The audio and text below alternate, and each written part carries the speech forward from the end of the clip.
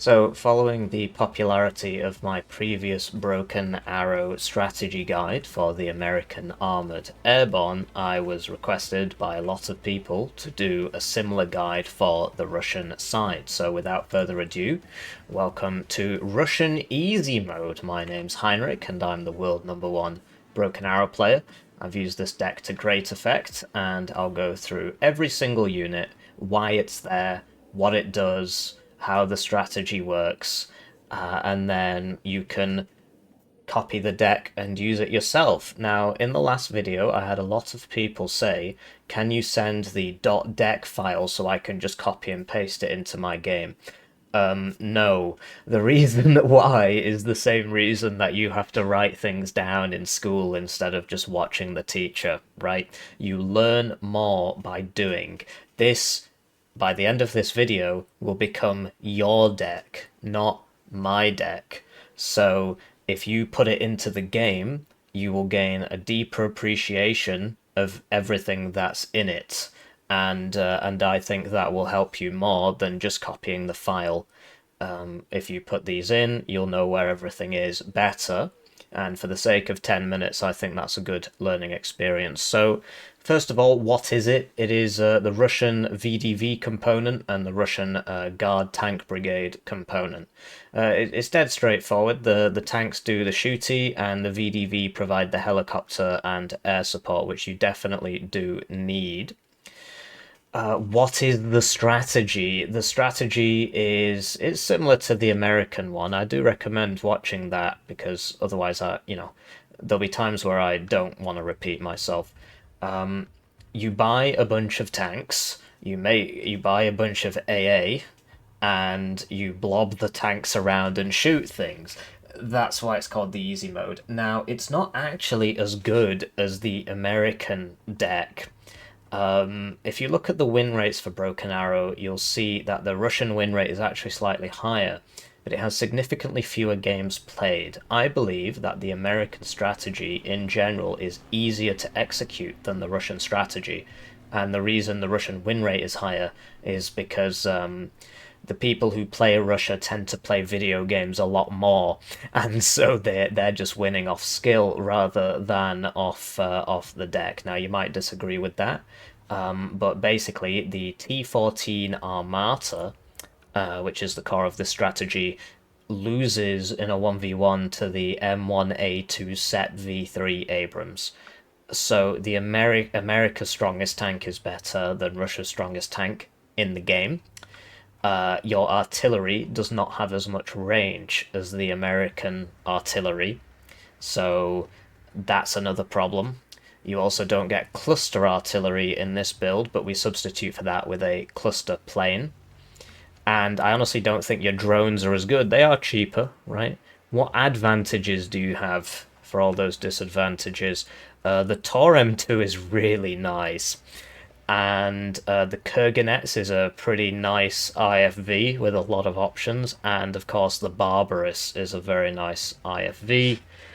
You also get cheaper smoke mortars. They also shoot HE, but they're for smoke in the form of the Drock, and they're wheeled, so they go faster. So your smoke game's better. Yeah, so you do have some advantages, right?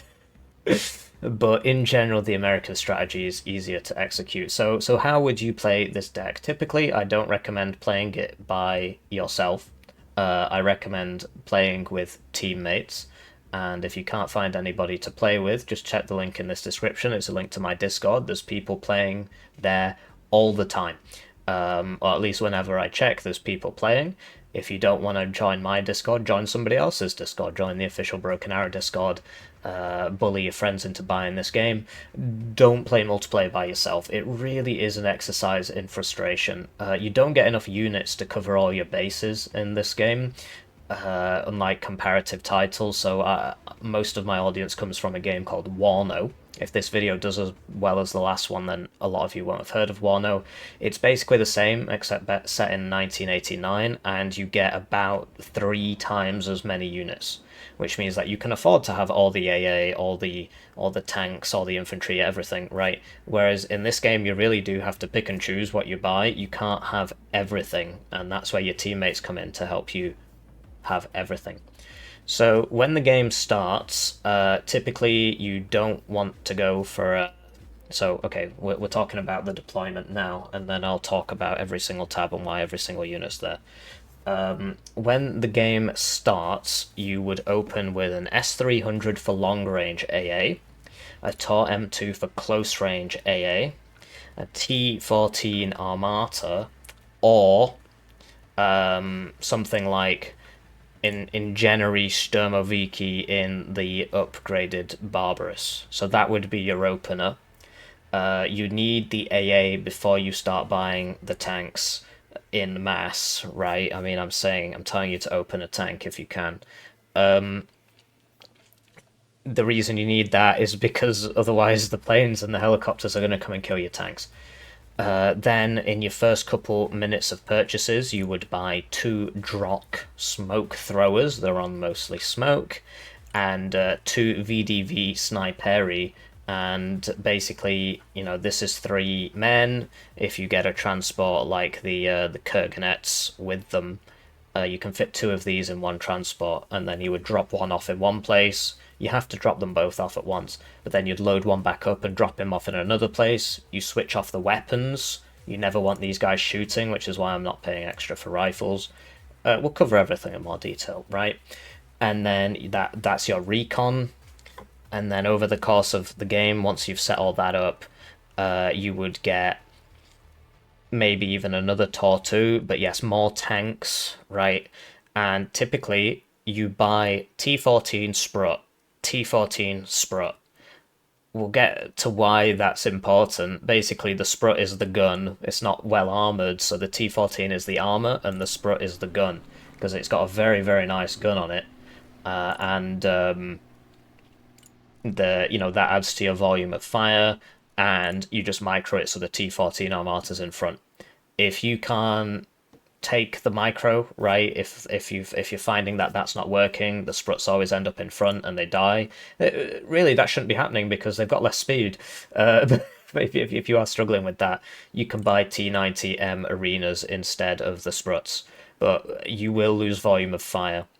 And if you get up to a town and you need to take the town, you get Ingenierie Sturmoviki in the Barbarous or in the upgraded Kurganets. This is the upgraded Kurganets. If you're struggling against helicopters and stuff, you buy another Tor, right? You buy more Derivatsias, or even you can get 2 Verbers and put them in a Kurganets, and they'll both fit in one Kurganets, and then that's, you just unload them and smack them, right?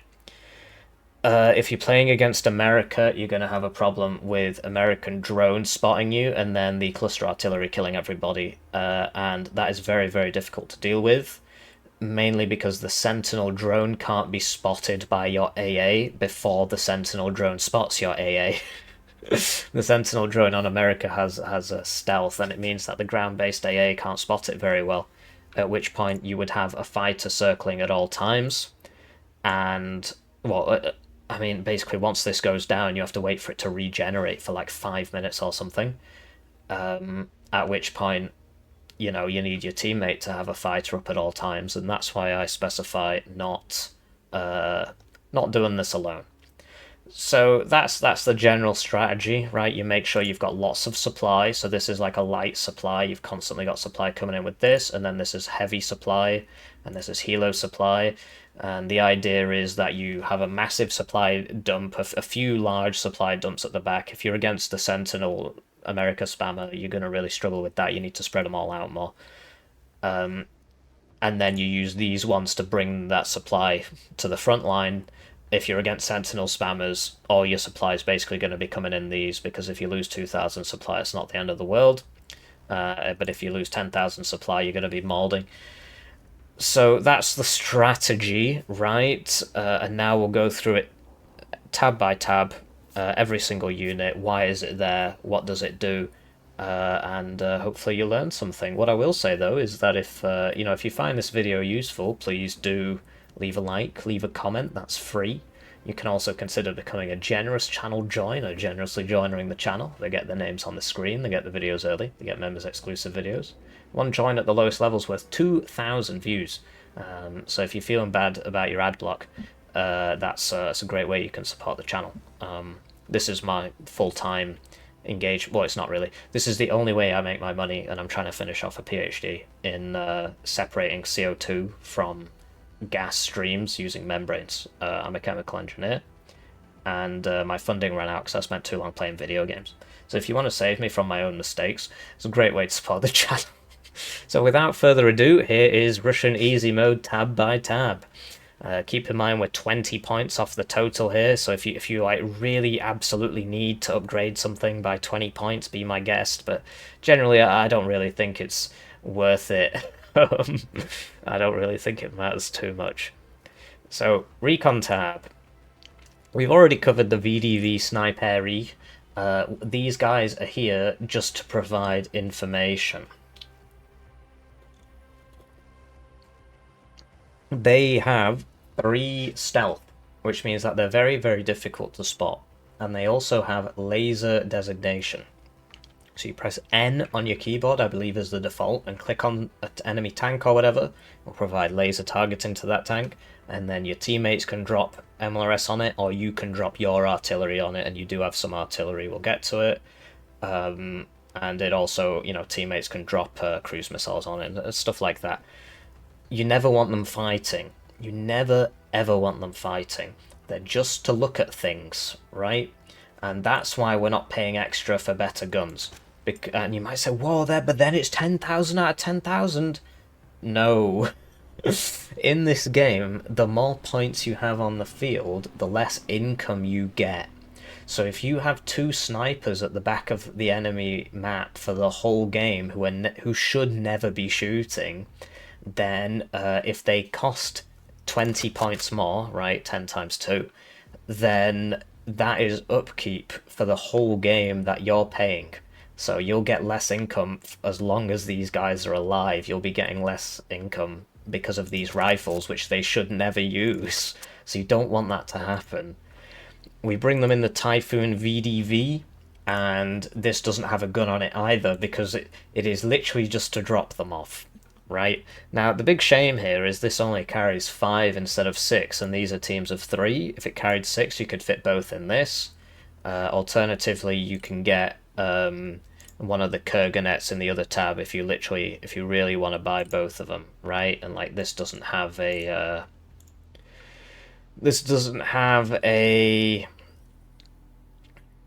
transport capacity. I've just realized something actually, and this is gonna upset people a little bit. Yeah. Yeah, anyway, yeah, I might as well just do that now. Right, so this can actually be really, really useful. I'm not sure why it's not in here. Basically, you just send one round the side with a Metis on it and put it in a corner, and then it just shoots guys as they come down the reinforcement roads. It's dead cheap, so it doesn't cost much availability. You just use it to annoy people with the Metis, right? And I don't really buy that many of these, so you can just put it here, and there you go, Bob's your uncle, right? And if you really want, you can do something like this. So, you know, feel free to adapt the deck to your own needs. I'm very sorry that wasn't there. I was messing around with it earlier, and it looks like I took it out or something. But yeah, basically the point of this unit, which has been here the whole time, is that you send 1 or 2 of them around the sides, and you just use them to shoot at enemy reinforcement roads. Now, unlike comparative titles, I'm sorry, I'm going to spend a lot of time messing with my camera because I've got autism.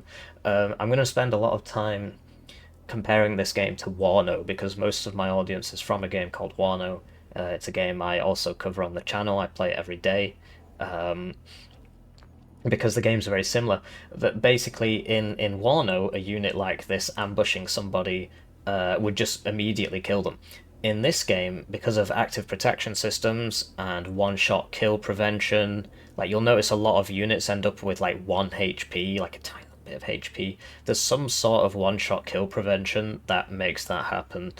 In a lot of cases, but sometimes you one-shot, but a lot of times they should have really died and they survive. Anyway, because of things like that, this kind of ambush unit isn't as useful, but it's so fast, and it's also got slightly above average stealth, right? So if you look at, okay, well, these are all in the Recon tab, so, these are all in the Recon tab. Generally, units have 1 stealth. But these guys, back to these guys, they have 3, which is why we bring them instead of the VDV Razvedka, right? Because they're a bigger squad, so they might survive longer, but they don't have laser guidance, and they don't have 3 stealth. So they, you know, the whole point of this is that it has 3 stealth, so it doesn't get spotted, and it has laser guidance, right? They also have less optical power, so that's why these are in and these aren't. Then we've got the Orion drones, so I don't actually put anything on these.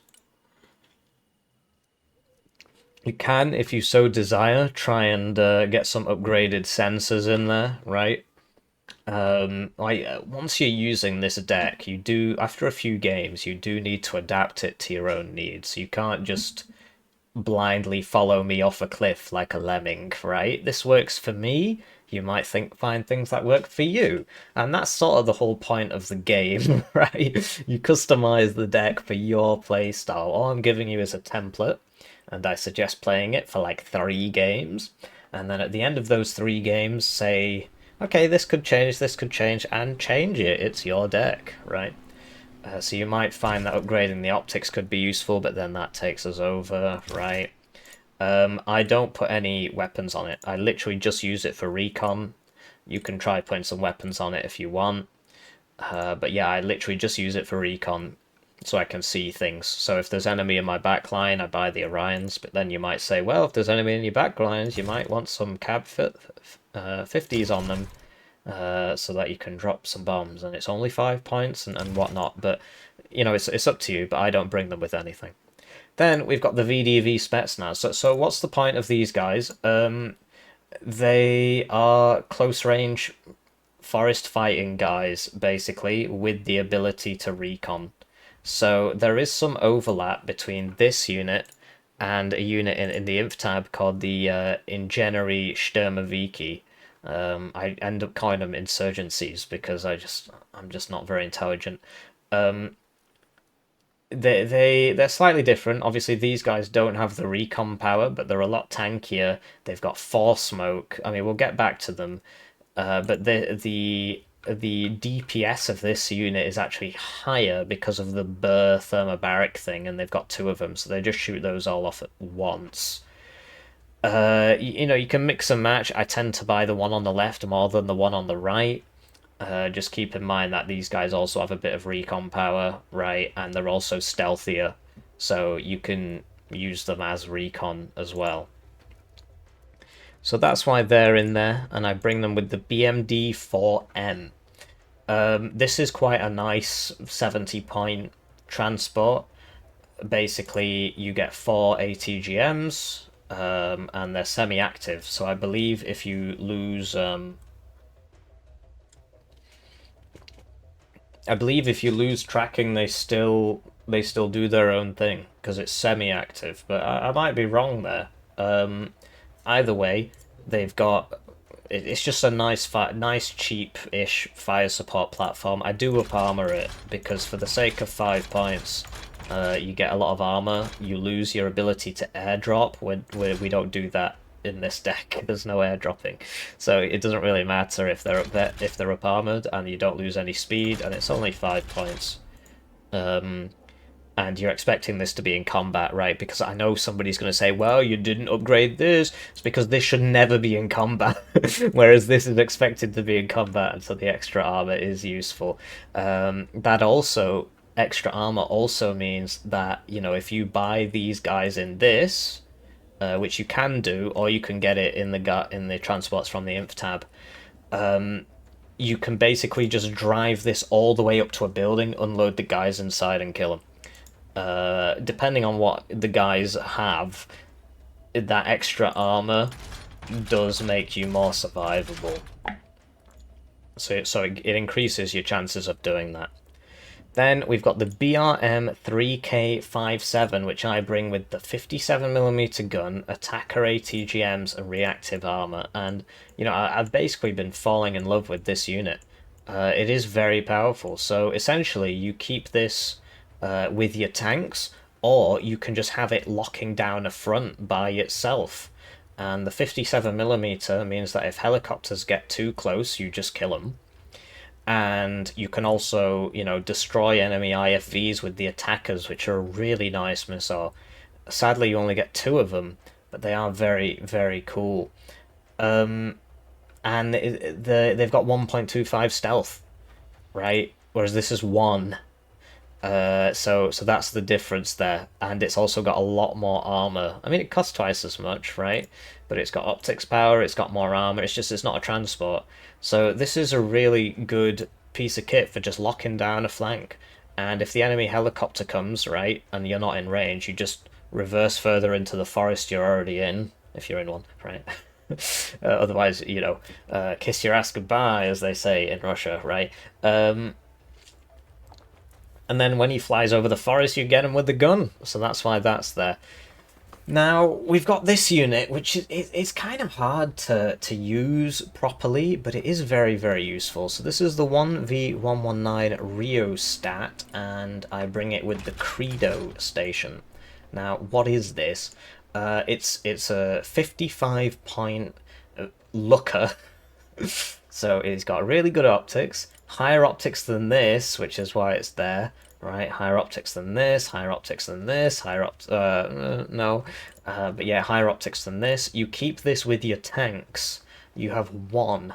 You buy 1, right? Obviously you have 2. You buy 1 and just keep it with your tank blob, and then your tank blob will be able to see better. You know, there's lots of instances where I just forget to buy it. But for the sake of 55 points, your tank blob can see way, way better. And something like the Orion isn't always going to be around. This doesn't have very good optical power compared to... like, if you actually look at these tanks, this is 1750 anyway, so there's no point having this with your tanks except for, you know, volume of fire, right? It's not got smoke, so it's going to die easy, but because of that one-shot protection thing we were talking about, it tends to take 2 shots to kill it anyway. You know, a heavy enough tank can, at close range, I think, would one-shot this. But if this gets shot, well, then for starters, your enemy's revealed himself because he's shooting at you. But also, your tanks didn't take that hit, so isn't that nice? So yes, I do think it's worth it, and you should always aim to bring 1 with your tank blob. So we've already spoken about this. I'm sorry about the, you know, the rigmarole, right? But the idea is that this is super duper fast, and, you know, you just buy 1 and send it around the sides. And it gets there, you put it on a road, so you try and hit them in the side armor. So basically, I mean, there's a skill to this. Anybody who's played Warner will know exactly what I'm on about. So let's say the enemy spawn is over here, right? They're red, and then there's some trees. I'm just thinking of this on the fly, right? So there's some trees here, right? Let's say there's I need to close it, otherwise I won't be able to fill it in. Let's say there's some buildings here, right? And then usually, you know, like the trees, they might like go over here or something like that, right? It's quite common to see that. So these are your trees, and this is your building, and you know, this is the road, right? So I'm very sorry, but I should have had all this set up at once, right? So the road's going to come down here or whatever, okay? So the goober will put a unit here, and then it will shoot this way. Hooray! You get to shoot them in their front armor with your not amazing ATGM. No, the gamer will put his unit here, and so when he shoots, it will shoot the side armor. So that's a way you can maximize the utility of these units, right? And if they start shooting back, you just run away, or you just die. It's only 45 points, who cares? And what you've done You might say, well, there was a Set V3 Abrams coming down the road. He just popped his APS once. I didn't accomplish anything. No, you did. You've accomplished a they call it a psyop, right? You're not playing against a robot. You're not playing against an AI. You're playing against a human being. And when a human being gets shot in the side near their spawn by something, even if he kills it, unless he's like literally a single-celled organism who just doesn't react at all, which does happen more often than you might think, he's going to be like, oh my gosh, there's units in my backline, and then he will buy a 260-point helicopter to circle around his whole backline looking for these units, and you won't be there because you're already dead. In the meantime, while he's done that, you push him on the front line. So there's a lot of things in this game like that which don't have an immediate perceivable benefit, but they are very, very useful. So I would recommend keeping this in your deck and just sending one round the side, right? There's nothing else you really need 90 points for.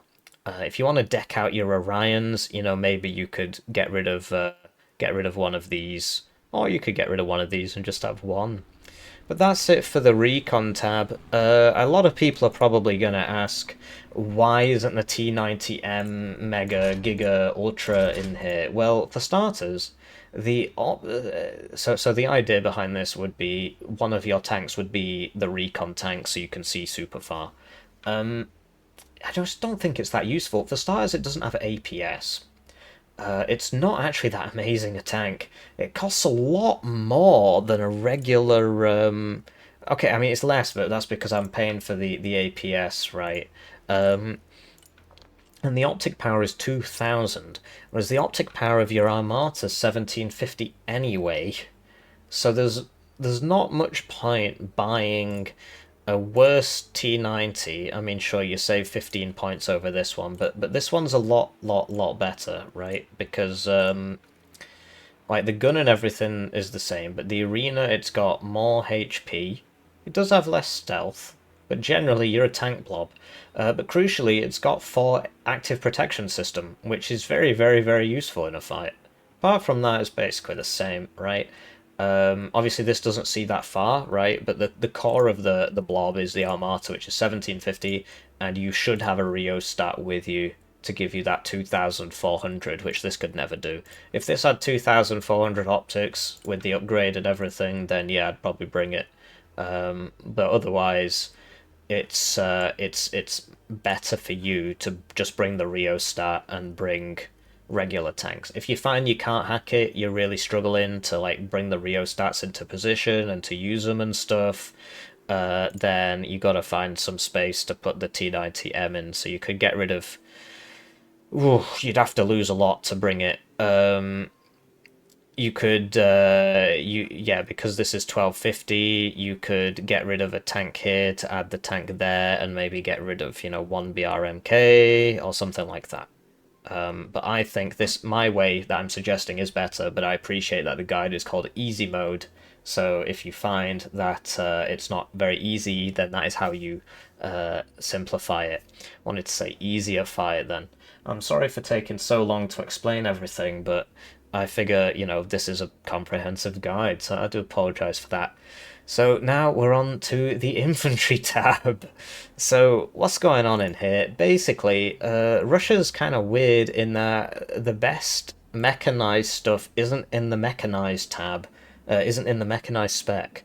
It's in the armored spec. And what we have here is a T15 Barbaris 57. Now, you can usually never really afford more than 2 of these, especially if you're buying your tanks, which are the core of the strategy. This is essentially a T14 Armata turned into an IFV. So it has a lot of armor. It has tank levels of armor. It's super duper fast. So it's the same chassis apparently. And so, you know, it's the same speed.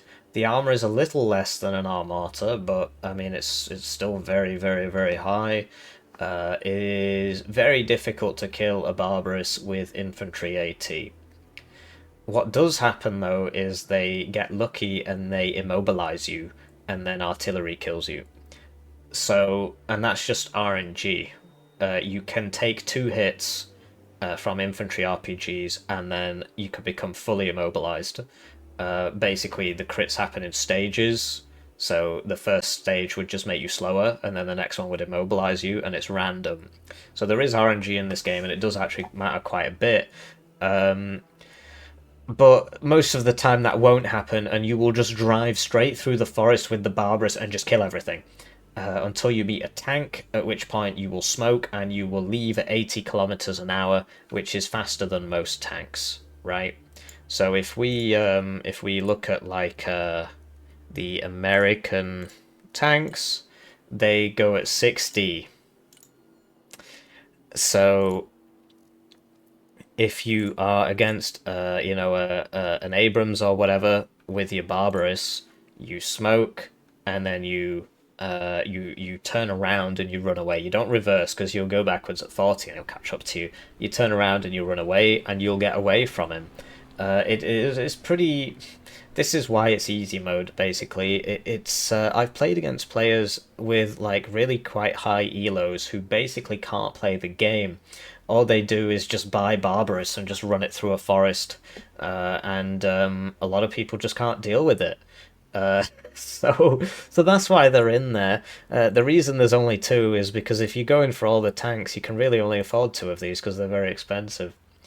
And I bring them on the Ingenry Sturmoviki card. So we spoke about this in the Recon section, but basically this is a unit you want in the same building as the enemy infantry. And what happens is they throw this flashbang when they're in the same building. I've never seen them throw it in the open. Like, I've tried to get them right on top of people, but the range is 2 meters, so it is kind of hard. But basically, the Barbarous can't be killed easily, so you drive straight up to the enemy. Use some smoke to cover yourself if you can. It's preferable to do so, but you can get away with not doing it because of how much armor this has. But you drive right up to them and you unload these guys right in front of the building. You click in the building and they'll just kill everything. The crazy part is the power over the Barbarous means that often you don't even need to unload these guys. This will just kill everybody. But that's what it's for. And you can also bring these in the Kurganets. So let's talk about the Kurganets, because that I buy a lot of Kurganets when I play this. The Kurganets is more like a Bradley. Oh, mate, my alarm's going off. I'll just edit this part out. I do apologise.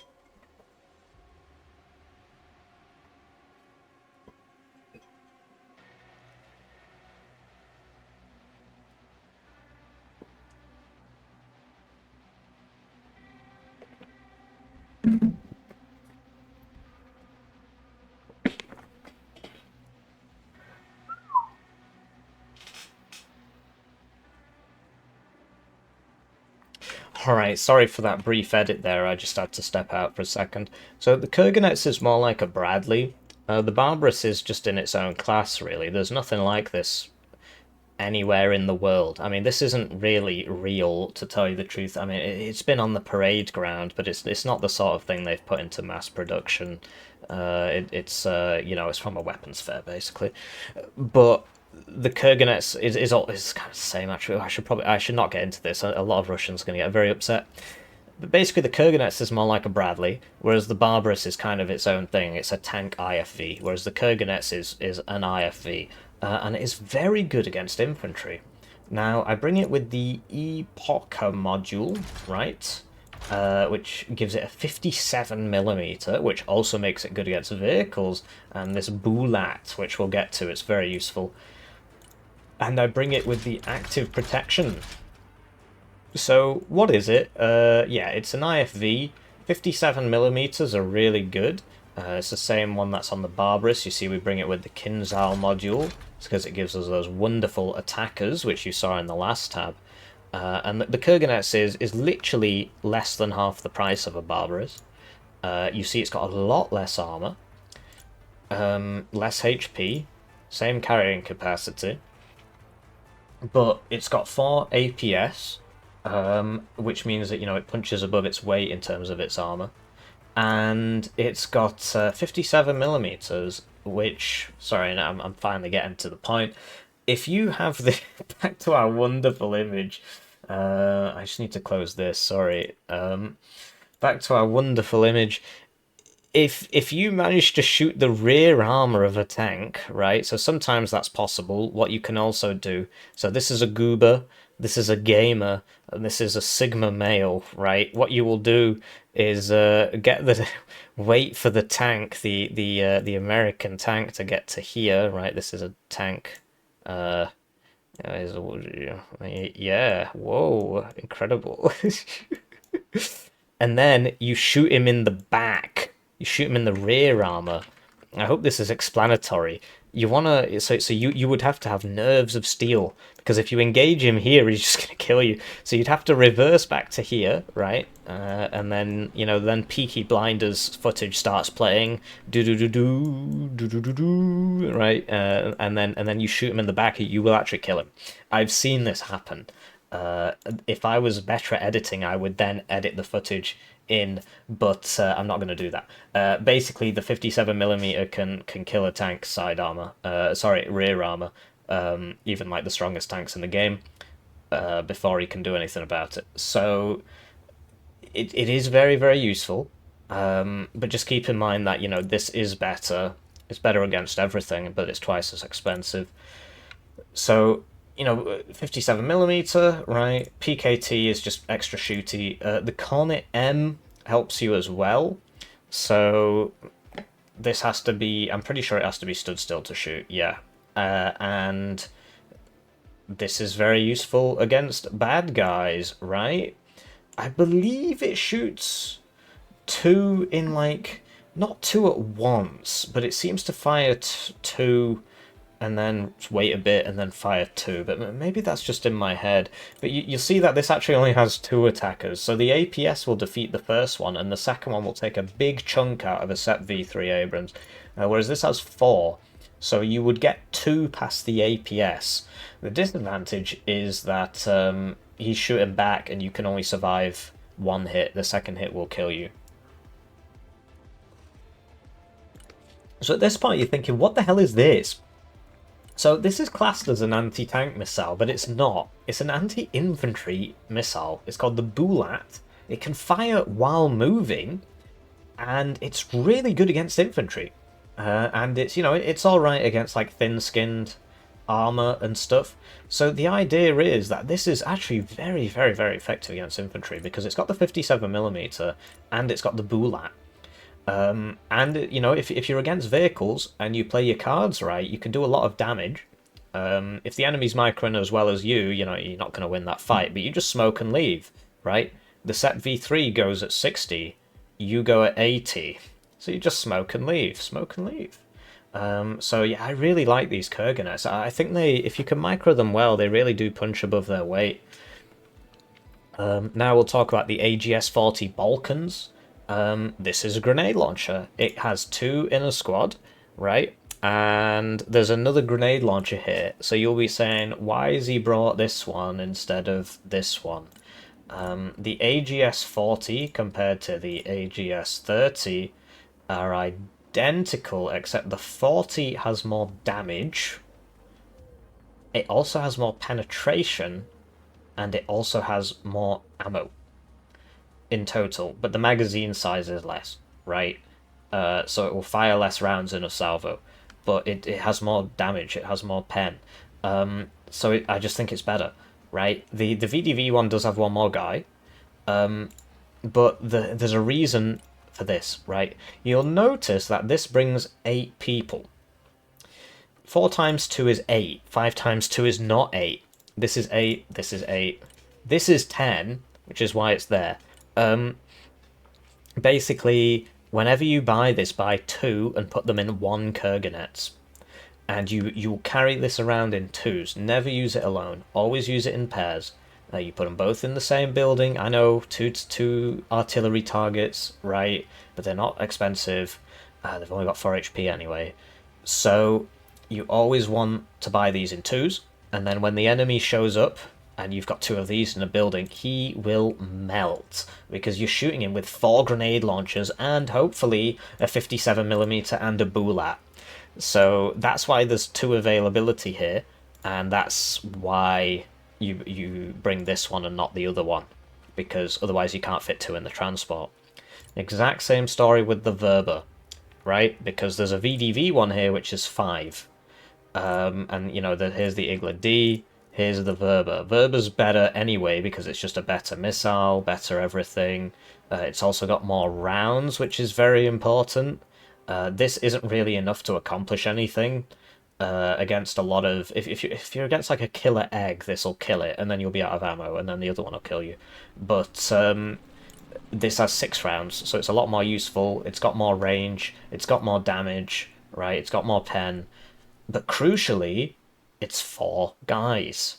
So, and I mentioned this before when we're talking about the general strategy, if you're really struggling against AA in your armoured blobs and your tors keep dying, you're in a very built-up area with lots of tall buildings, you buy 2 Verbas, and it's 2 because 2 fit in a Kurganet. You buy 2, you don't just buy 1. If you can't afford it, wait. In 1 Kurganets, and then you unload them both in the same building, and the enemy heli comes along, and he does not survive. And then you move. I forgot to mention that. Once this has killed something, RT's coming the other way, and you've only got 4 HP times 2, right? And they're not cheap for the HP, right? So this is 60 points for 8 men, this is 60 points for 4 men. So as soon as you kill anything, you load back up into the Kurganets, which should be right nearby, and then you just move to another building. Or you can just leave them in the Kurganets, right, if you have to keep going. But you would move to another building and unload them in the other building. And that way you survive the artillery. Now, this is just sort of a general rule that is true for everything. Once your AA shoots something down, move it. Otherwise, the RT is coming for you. So this one is kind of the odd one out. What is this doing here? I found that sometimes I just needed a Metis squad. So this is just standoff. It's, you know, it's alright against infantry. It's obviously not going to be as good as this. But it's alright against infantry because it's got the cord. You see I've upgraded it. And it's got the Metis M1. Sometimes you can't really afford a cornet. You don't really need a cornet, and you know, if you're in like a deep town fight, there might not be sufficient range to bother bringing this. At which point you would buy the Metis. You'll notice I've not put a transport with it because you would just bring it in a Kurganets. It is kind of the odd one out because it's 5 HP, right? Although, you know, these are 5 as well.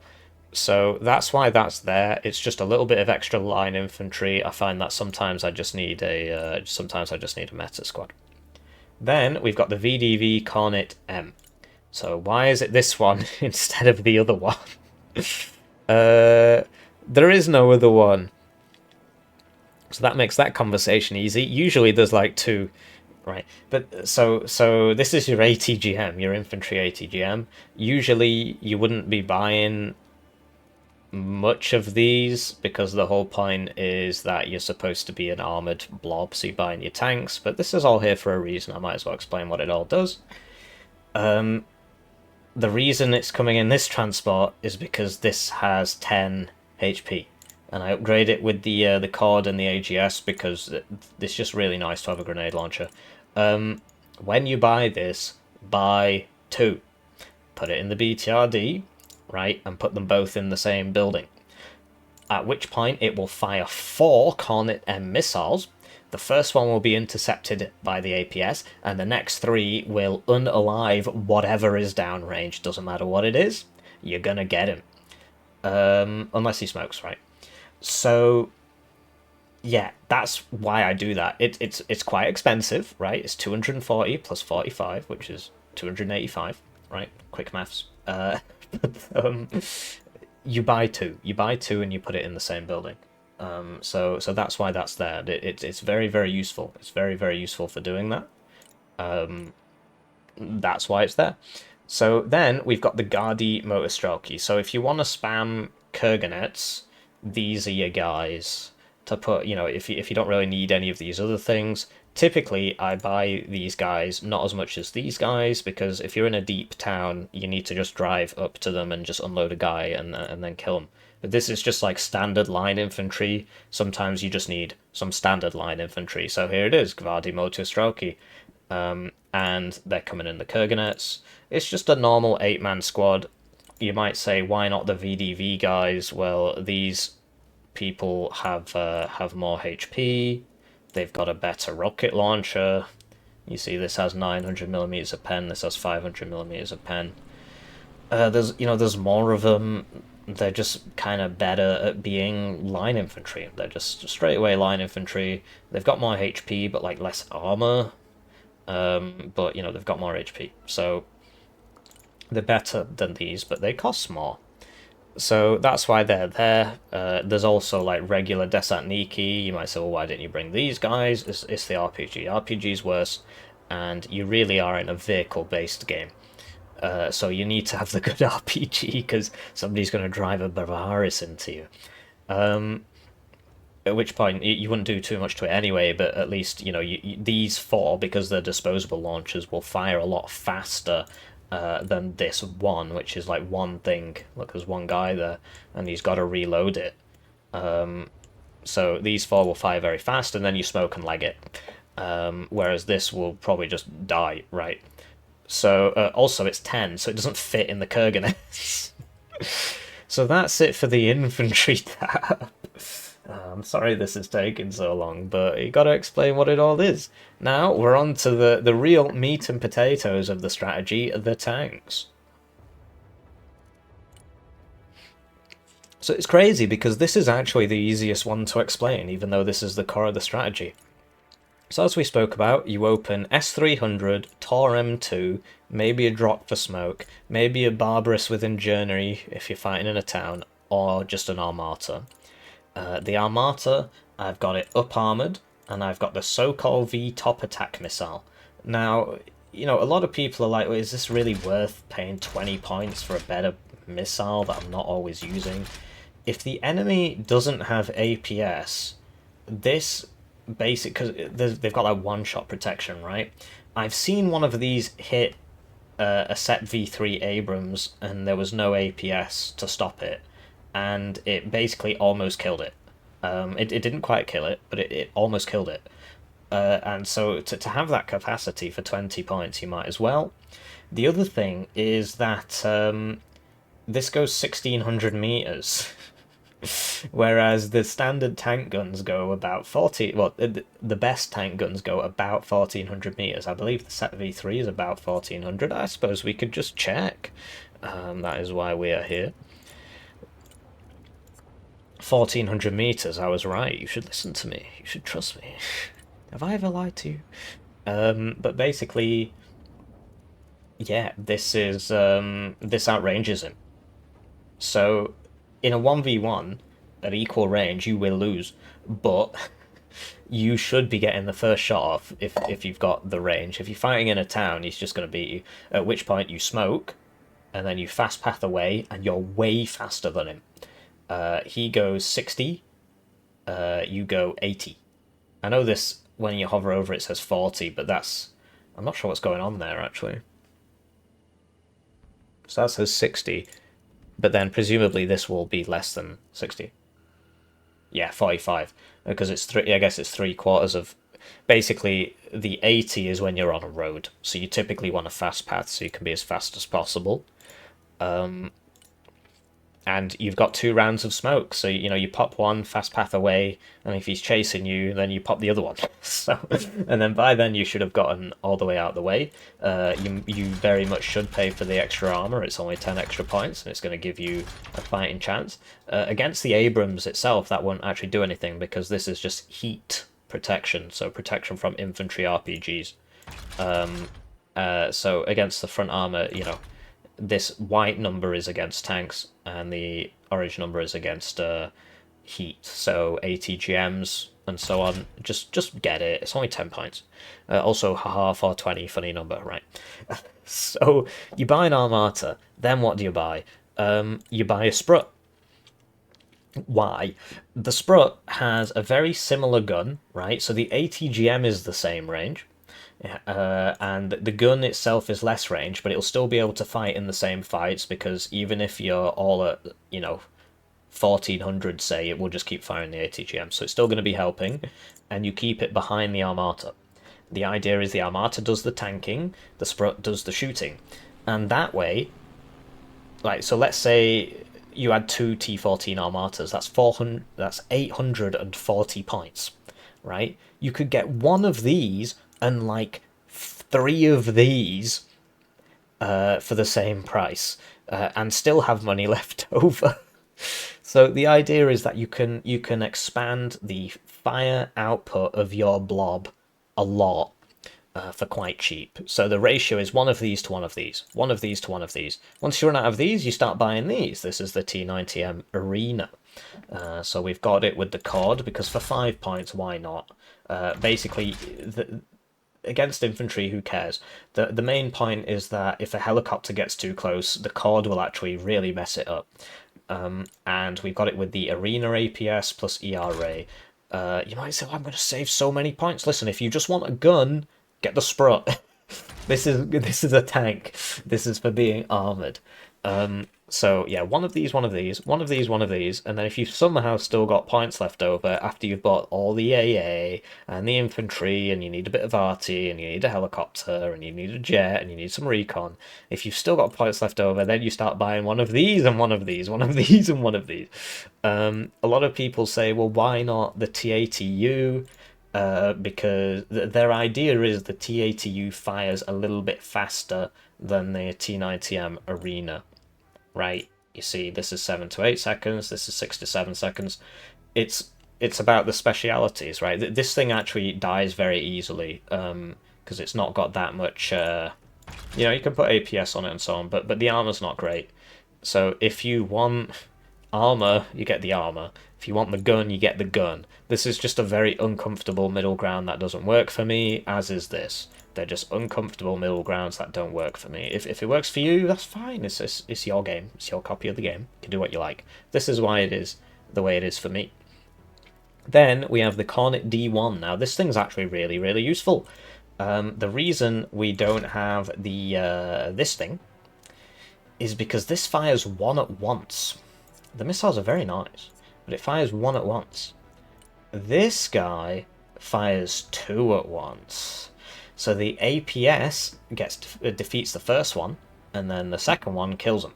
Now you'll also see that it's got a magazine size of 4, so it'll fire 2, APS defeats one, second one hits him, then it'll fire 2 more, APS defeats, second hits, right? So 1 defeated by APS, 2 hits, 3 defeated by APS, 4 hits.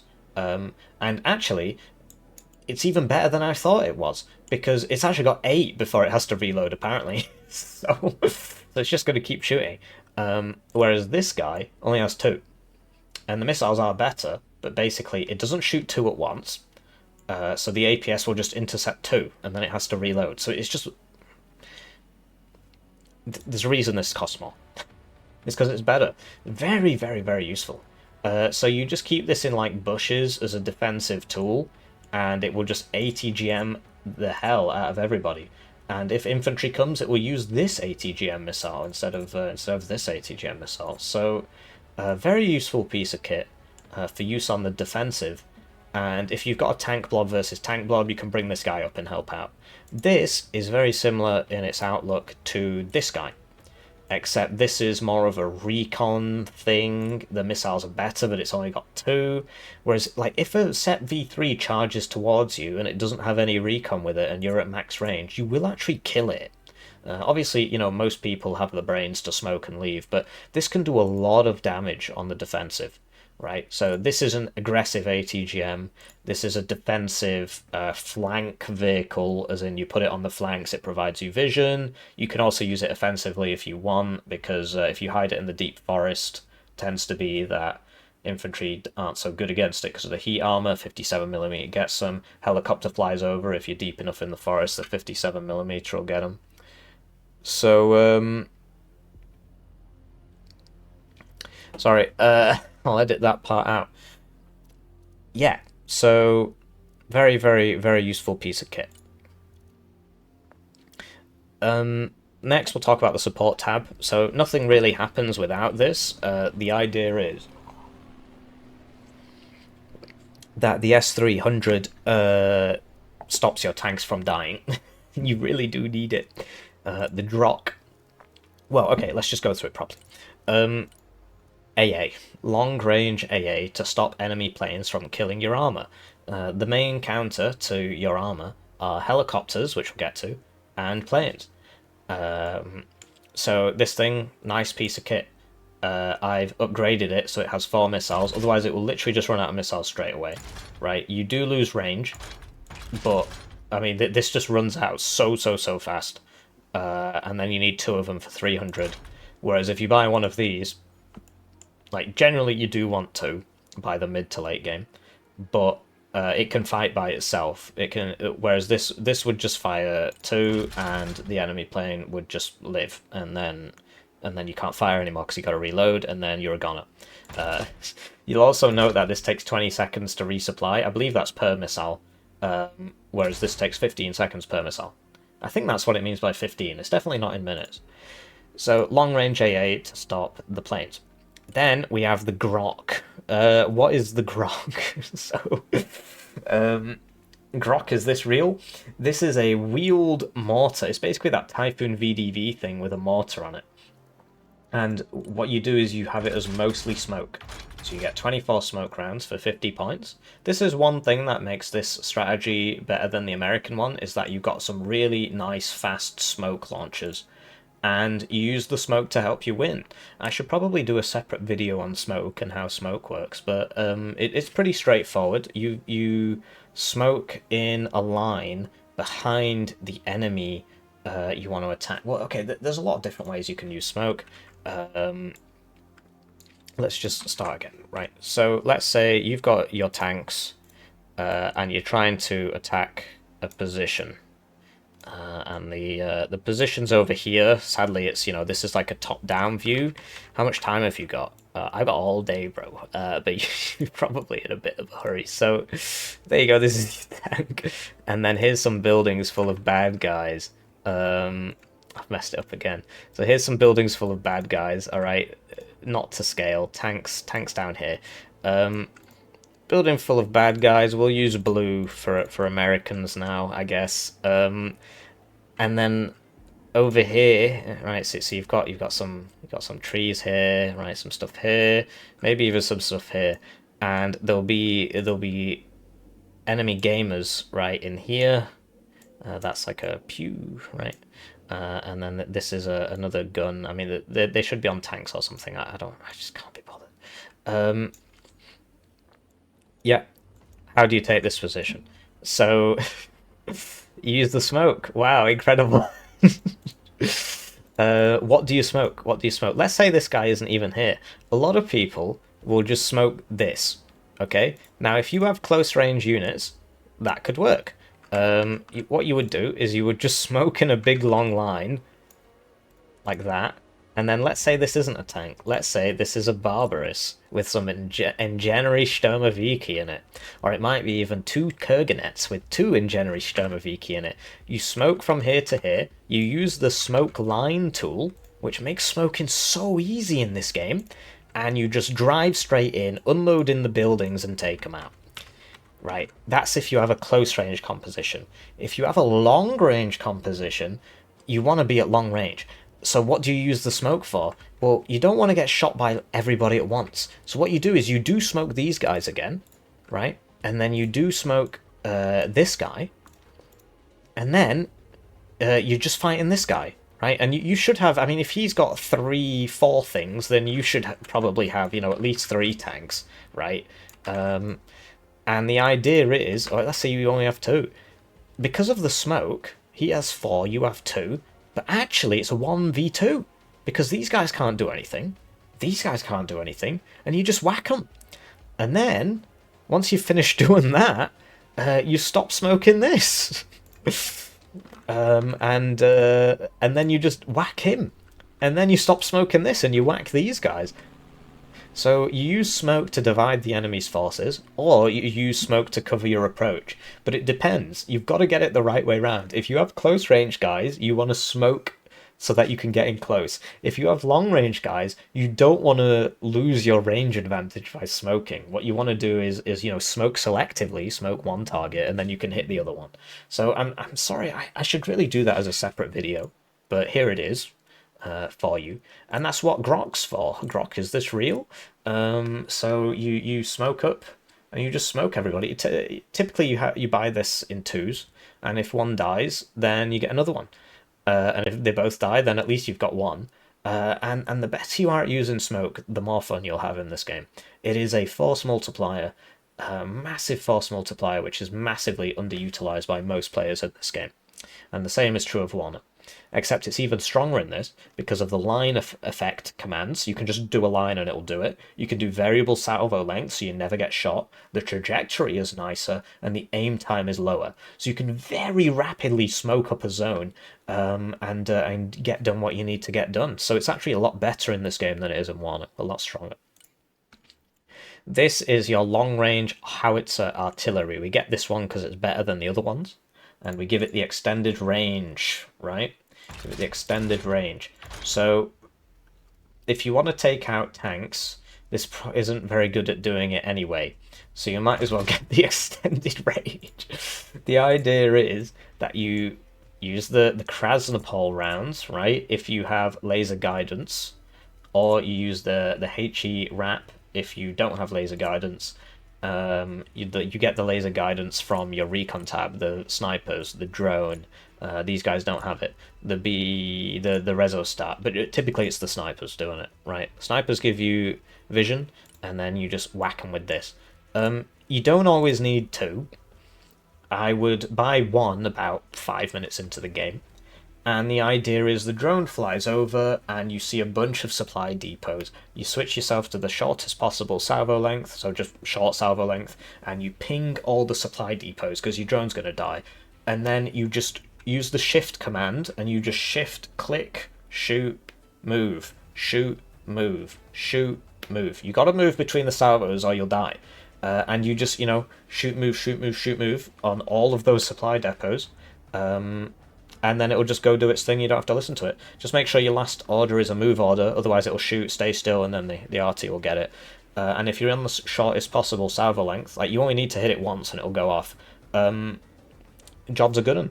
If you are against tanks, the reason why there's two is if you are against tanks, there is no cluster in this deck. The burrito is it's like a thermobaric thing, you don't really need it.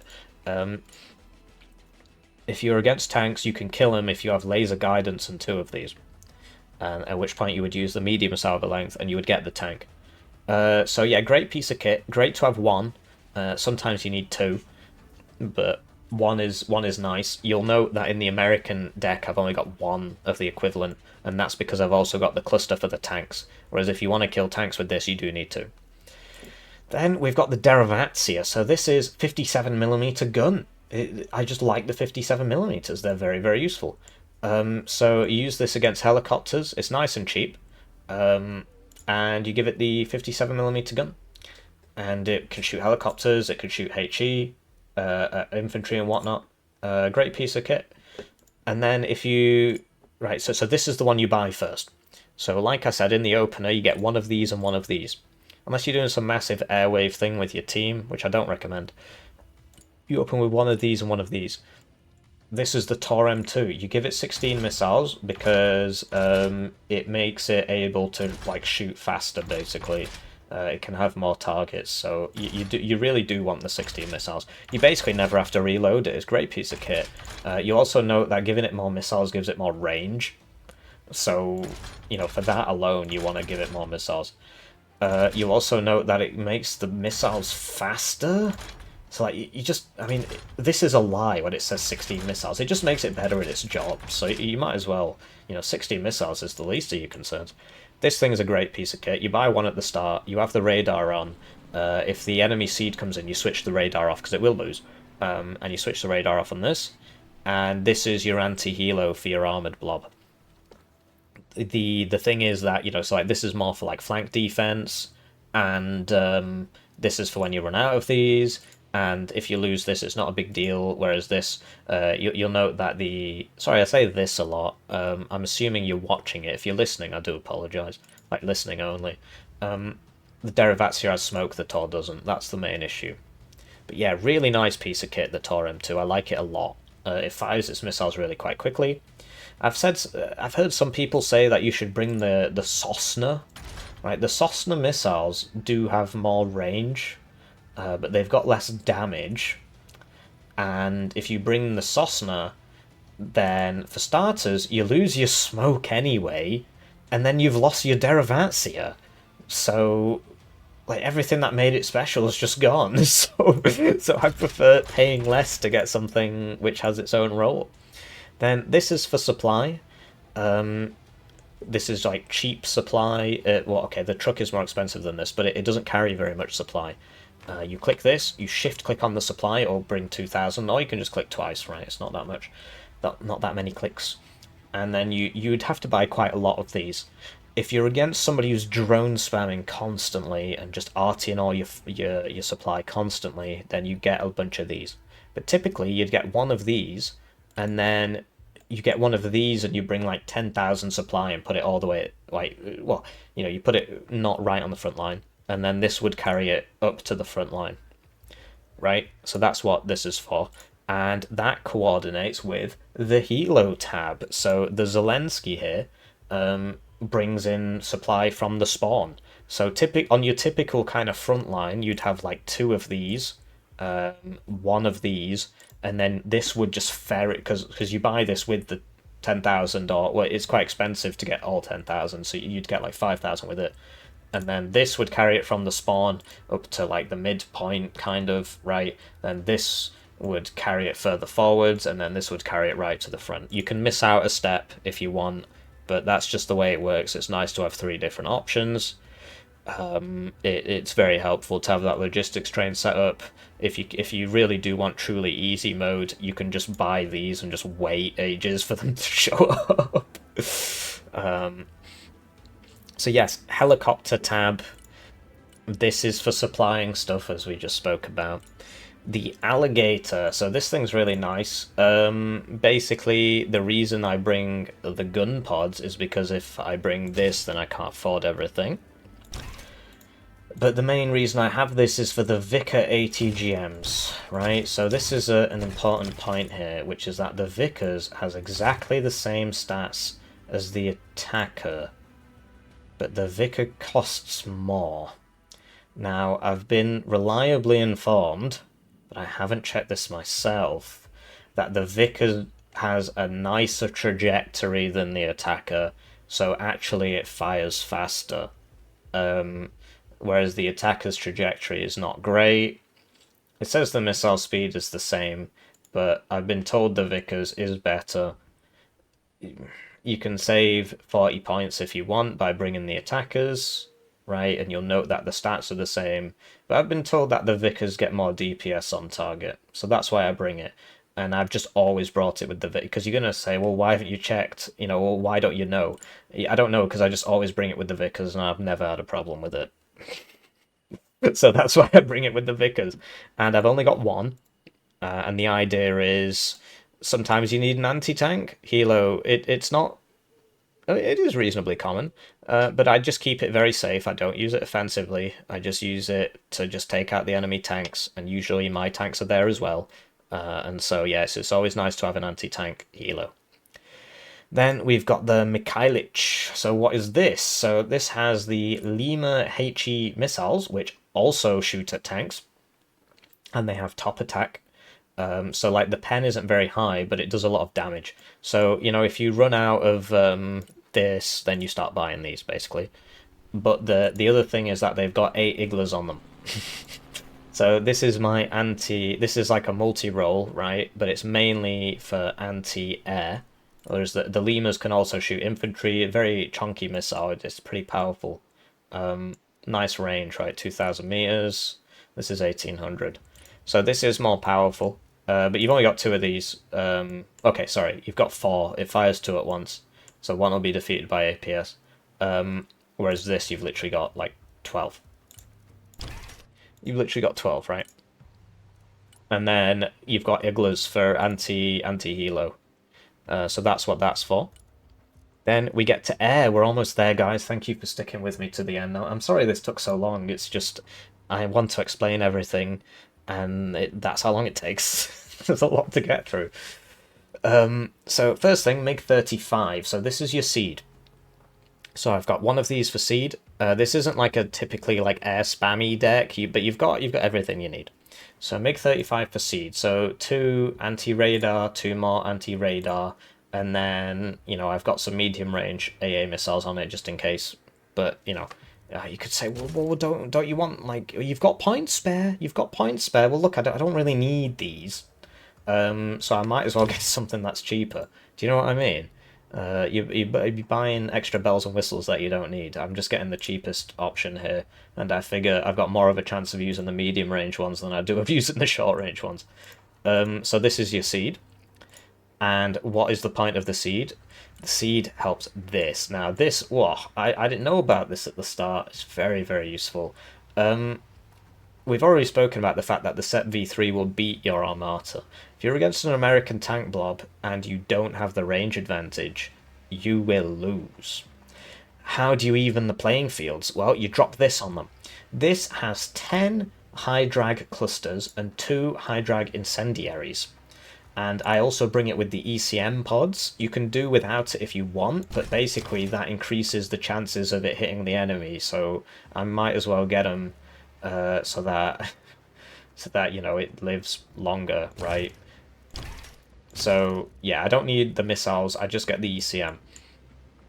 Basically, this can do a bombing run from low altitude, which makes it very hard for the enemy to intercept this. They can definitely avenge their tanks, but they can't intercept this, typically. So you make sure you're at low altitude, you do the bombing run, and then you fire your afterburner and you go straight in, you drop all the bombs, you take out all the tanks. The reason for the incendiary is because of that one-shot kill protection we spoke about. So typically, I mean, there's a lot of RNG involved, but typically all these clusters won't actually kill the tanks. They'll leave it on like a very tiny sliver of HP, and then the incendiary will burn them to death before they can get out of there. So that's what that's for. Really nice piece of kit to even the playing field. If you're against mega tank blob coming in, the Armata's losing to the set V3s, you just lob this at them and it will go fast because you're low altitude afterburner and you've got ECM, so you might get out, but typically the ECM is so you can drop those bombs. This is more often than not a one-way ticket, but if you kill 2 set V3s, that's almost 800 points, right? It's 770 points. So you've already done your job. Last but not least, you've got your fighter. So if you're against America playing Spec Ops anything, or even Airborne anything, they're going to have these drones. Airborne gets the Global Hawk, which your AA can usually just shoot down straight away. The Spec Ops get the Sentinel. The Sentinel, your ground AA can't see it. If it could, it would shoot it, but it can't see it. So that's what this guy's for. You spawn it, you sit right at the back of the map, you don't go anywhere near the enemy, and you just use your eyes to detect the enemy sentinel, at which point your S300 should kill it. If it can't, you do have 2 long-range missiles, the R-37, and you can just shoot one of those at it, and you'll get it. And then, you've also got lots of other missiles if you actually want to be a proper close-range fighter, right? But in the role I typically use this, I just use it to shoot down the drones. Now, you might say, well, if I just want to shoot down the drones, I might as well get rid of, these 70-point missiles, and then I can be nice and cheap. But, if you want a proper fighter, you've also got a proper fighter, so I think it's worth having that as well. So that's it for the strat. I'm sorry this took so long, but that's how long it takes. If you do appreciate this, please do let me know. And thank you for watching this far. I hope you have a lovely day. And as I said before, I'll just hide my video here so that you can get a nice, good screenshot of that. The reason I'm not giving you the deck code is because you will learn more by putting this in yourself. So have a lovely day.